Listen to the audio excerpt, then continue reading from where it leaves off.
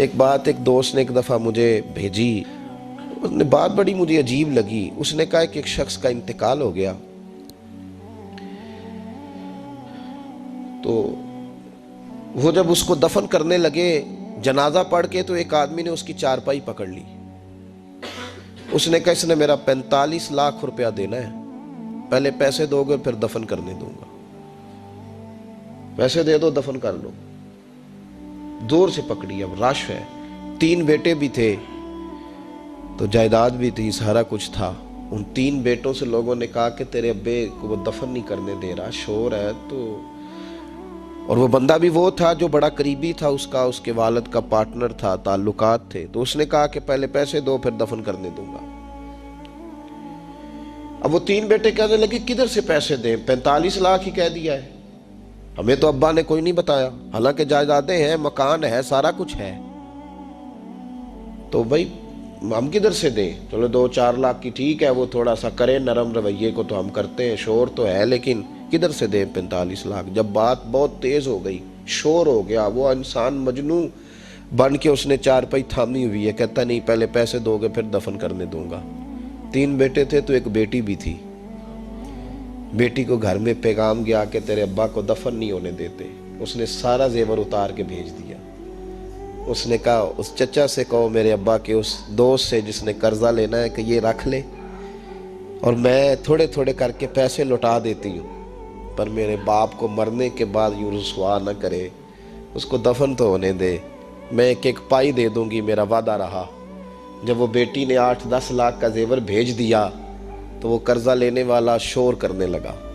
اس نے کہا او مجھے پتہ چل گیا، مجھے معاف کر دو سارے اور اسے دفنا دو۔ کہا کیا ہوا؟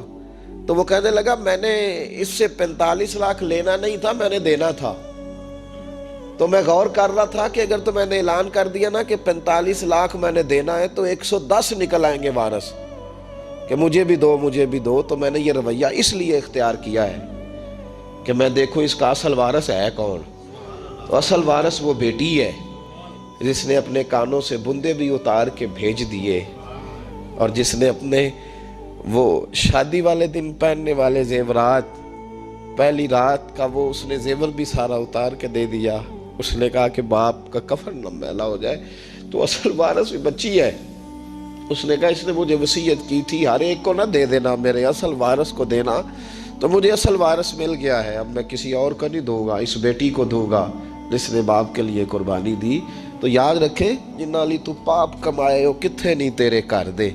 تو اس لین دین کے معاملات اپنے صاف ستھرے رکھیں، ان کے اندر کسی قسم کی وہ چیز نہ پیدا کریں کہ جو ہمارے لیے بڑی باعث پریشانی بن جائے۔ تو میں یہ سمجھانا چاہ رہا ہوں آپ حضرات کو، اپنے بھی بھائیوں کو، دوستوں کو، کہ کوشش فرمائیں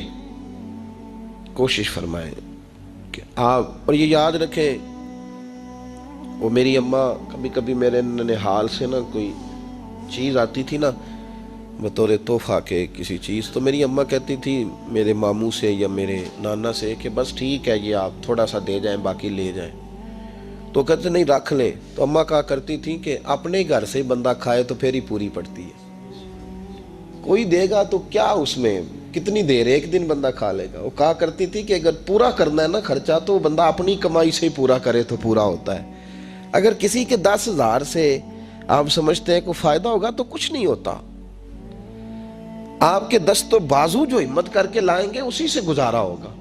تو کسی کا 50,000 رکھ کے کتنا وقت بیت سکتا ہے؟ 1 لاکھ سے کیا مطلب، کیا بندہ کر سکتا ہے؟ تو سہارے نہ ڈھونڈو، خوددار بنو۔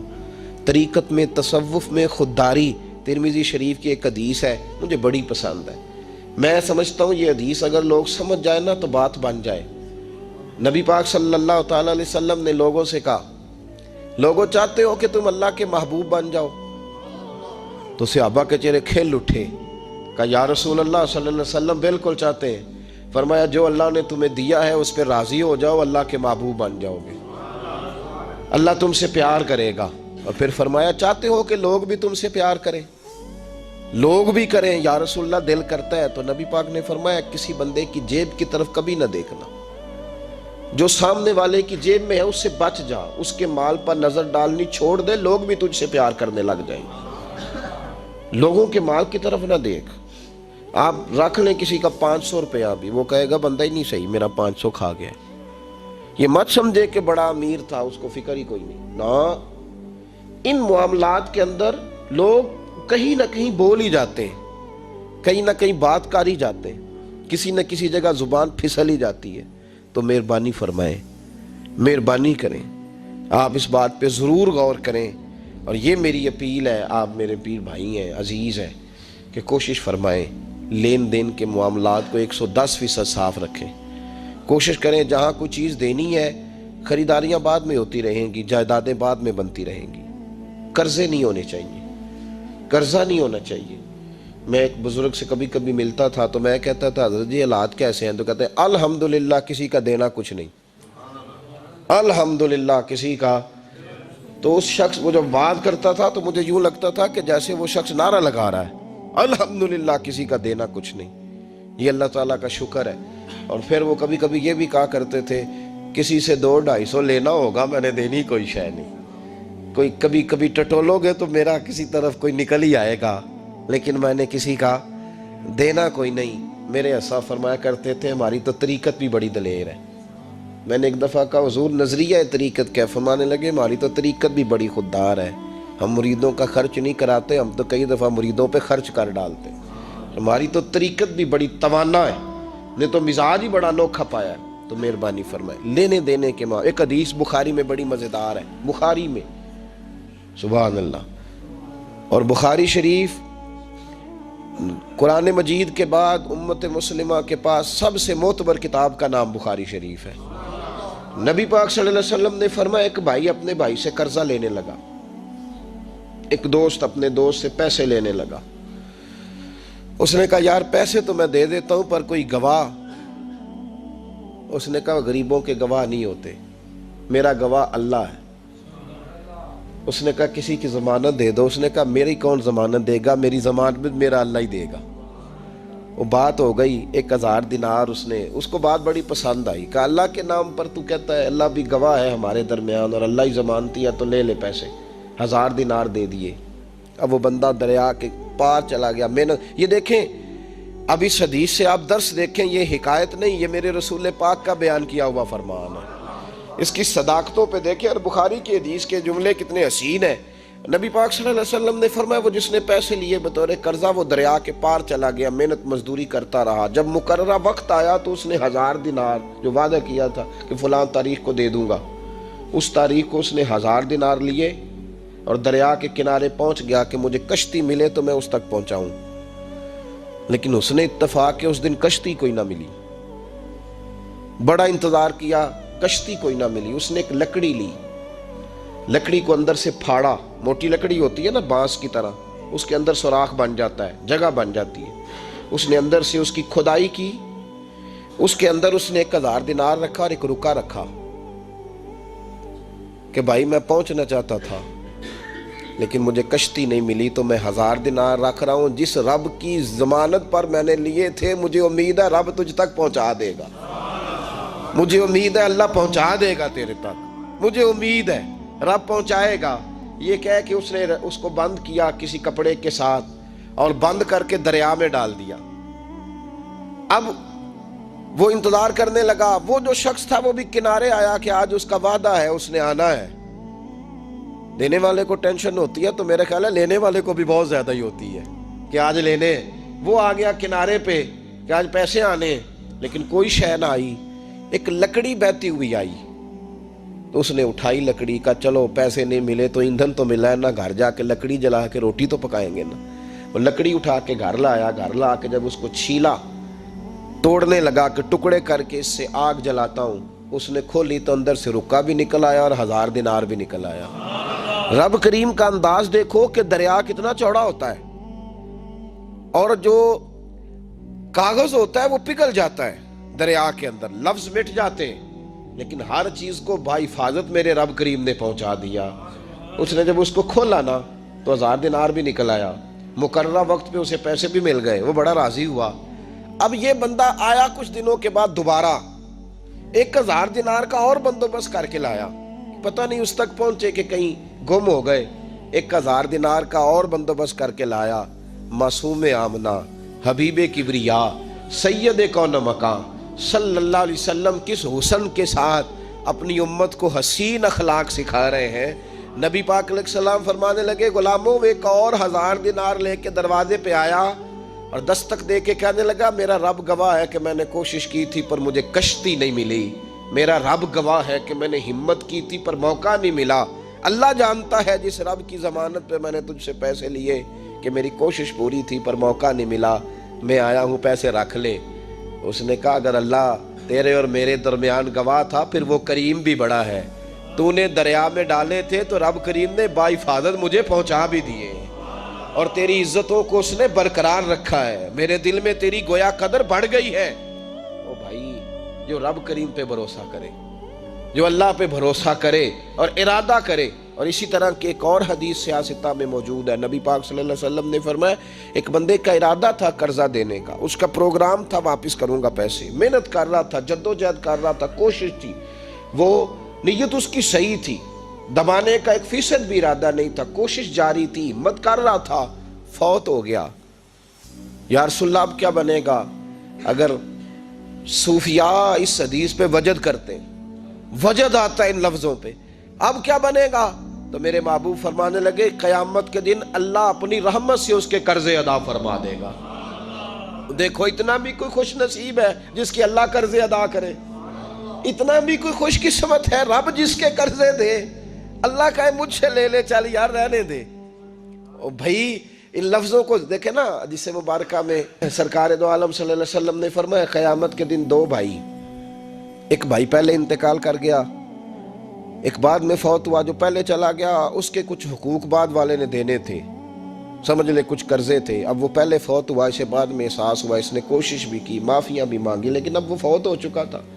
تو نبی پاک صلی اللہ علیہ وسلم فرماتے ہیں قیامت کے دن چونکہ یہ معافیاں بھی مانگتا رہا، توبہ بھی کرتا رہا، بڑی اس کو صحیح احساس ہو گیا، ندامت والی توبہ کی، لیکن اب جس کا حق تھا وہ تو فوت ہو گیا، اب کیا کرے؟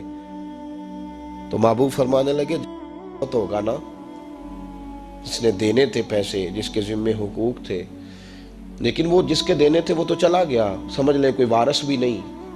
تو فرمایا جب یہ فوت ہوگا تو قیامت کے دن جو پہلے فوت ہوا تھا وہ مقدمہ کرے گا کہ یا اللہ اس نے میرا مال دبایا، میرے پیسے لے کے دے، تو رب کریم فرمائے گا چل یہ بڑیاں معافیاں مانگتا رہا، اسے معاف کر دے۔ اللہ فرمائے گا، وہ کہے گا نہیں یا اللہ مجھے بڑا ستایا، مجھے بڑی تکلیف دی، میرے حقوق ضائع کیے، میں نہیں معاف کرتا۔ تو رب کریم فرمائے گا ذرا اوپر اٹھنا، چل بعد میں بات کرتے ہیں، اٹھ تو صحیح، وہ جنت میں ایک محل بنا ہوا ہے، ذرا اس کی طرف تو نظر ڈال۔ اس نے نظر ڈالی تو یہاں تو کوئی اچھا انجینئر بنائے کوئی مکان تو نظر جو ہے وہ ہٹتی نہیں، تو جس مکان کو رب تیار فرمائے، جس کو اللہ بنائے، اس سے نظریں کیسے ہٹتی ہوں گی؟ اس نے دیکھا تو دیکھتا ہی گیا، دیکھتا ہی گیا۔ عرض کرنے لگا مولا یہ کس کا مکان ہے؟ تو محبوب علیہ السلام فرماتے ہیں رب کریم نے فرمایا اس کا ہے جو اس کی قیمت دے گا۔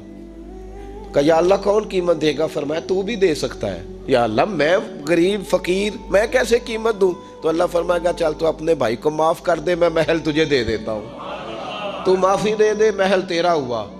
تو حضور فرماتے ہیں 3 دفعہ بولا، کہنے لگا یا اللہ میں نے معاف کیا، یا اللہ میں نے معاف کیا، یا اللہ میں نے معاف کیا۔